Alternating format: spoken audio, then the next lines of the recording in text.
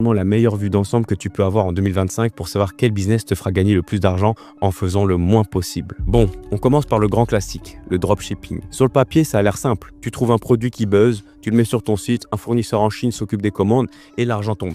C'est facile, non? Ouais, sauf que non, c'est pas comme ça que ça marche. Déjà, juste trouver un produit qui se vend, ça peut te coûter des semaines et des milliers d'euros en pub, Facebook, TikTok, juste pour tester. Et souvent, ça floppe. Et niveau scalabilité, si tu fais du dropshipping classique, c'est bof. La plupart des gars ouvrent des petites boutiques qui crèvent au bout de 3 mois parce que la mode est passée, puis repartent de zéro sur un nouveau produit. Et si tu construis une vraie marque derrière, ce que j'ai fait auparavant avec mes boutiques, là oui, ça peut grossir. Mais c'est plus du dropshipping, c'est carrément un business complet avec stock, logistique et problèmes à gérer. Ensuite, l'exécution. Oui, le fournisseur fait l'envoi, mais tu ne contrôles pas les délais, les ruptures de stock, les remboursements. Et crois-moi, avoir la demande et pas pouvoir livrer, c'est un enfer. Le risque, il est énorme. Tu dois mettre de l'argent sur la table pour tester les produits, les tendances changent du jour au lendemain, et en plus, tu as les politiques commerciales, comme les tarifs Trump récemment, qui peuvent plomber tes marges du jour au lendemain. J'ai vu plein de débutants cramer leurs économies comme ça. La difficulté, elle est très élevée. En 2025, réussir en dropshipping, c'est pas juste lancer une boutique Shopify le dimanche. Ça demande des mois, voire un an, d'essais et d'erreurs avant d'être rentable. En gros, le capital de départ, il est de 2 000 à 5 000 euros. La scalabilité, elle est modérée. L'exécution,